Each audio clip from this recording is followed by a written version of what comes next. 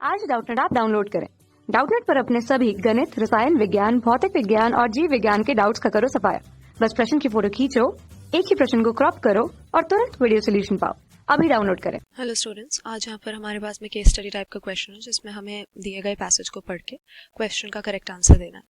तो यहाँ पर ह्यूमन रिप्रोडक्शन के बारे में कह रहे हैं कि कॉपुलेशन में पीनिस से विजाइना में सीमन रिलीज होता है। तो ये तो करेक्ट बात है।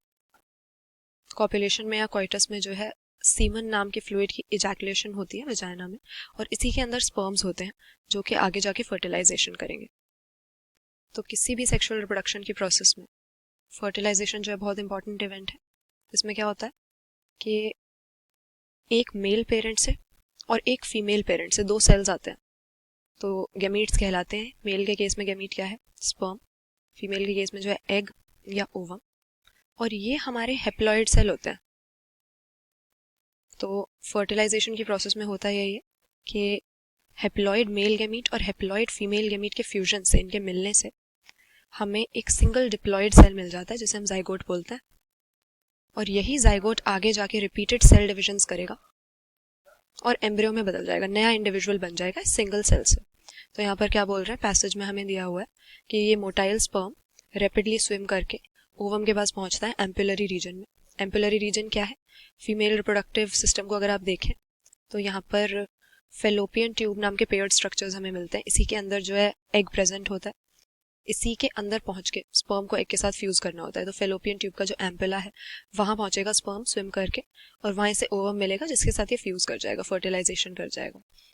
फिर कह रहे हैं कि स्पर्म के हेप्लॉइड न्यूक्लियस और ओवम के हेप्लॉइड न्यूक्लियस के फ्यूज होने से डिप्लॉइड जाइगोट बन जाता है। तो ये तो अभी हम यहाँ पर डिस्कस कर रहे थे कि कैसे फर्टिलाइजेशन की प्रोसेस में दो हेप्लॉइड गैमीट्स के यूनियन से हमें डिप्लॉइड जाइगोट मिलता है।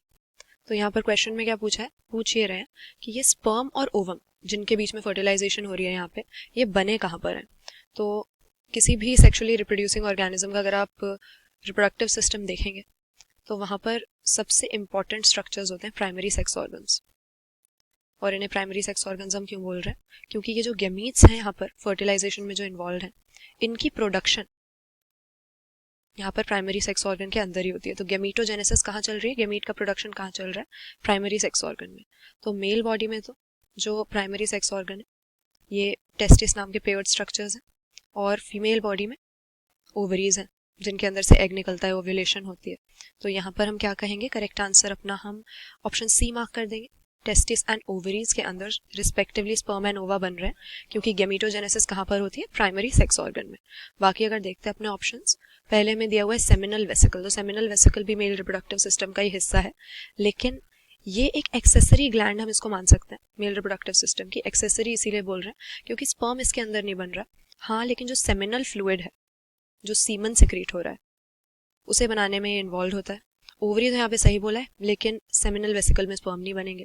फिर अगेन वस डिफरेंस, मेल रिप्रोडक्टिव सिस्टम का हिस्सा है, लेकिन ये वो डक्ट है जिसके थ्रू स्पर्म्स को ट्रांसपोर्ट किया जाता है। स्पर्म्स की प्रोडक्शन इसमें नहीं होती। अगेन ओविडक्ट फेलोपियन ट्यूब का ही नाम होता है। तो ओविडक्ट भी अगेन डक्ट है जिसके अंदर एग प्रेजेंट होता है, लेकिन बनता इसके अंदर नहीं है, बनता ओवरी में है। अगेन यहाँ पे टेस्टिस एंड ओविडक्ट दे रखा है। तो दिए गए ऑप्शन में से करेक्ट आंसर हम अपना ऑप्शन सी कर देंगे। कक्षा 6 से 12वीं से लेकर नीट, IIT, JEE वो एडवांस के लेवल तक 1 करोड़ से ज्यादा छात्रों का भरोसा। आज ही डाउनलोड करें डाउटनेट ऐप या व्हाट्सएप करें अपने सारे डाउट्स 8400 400 400 पर।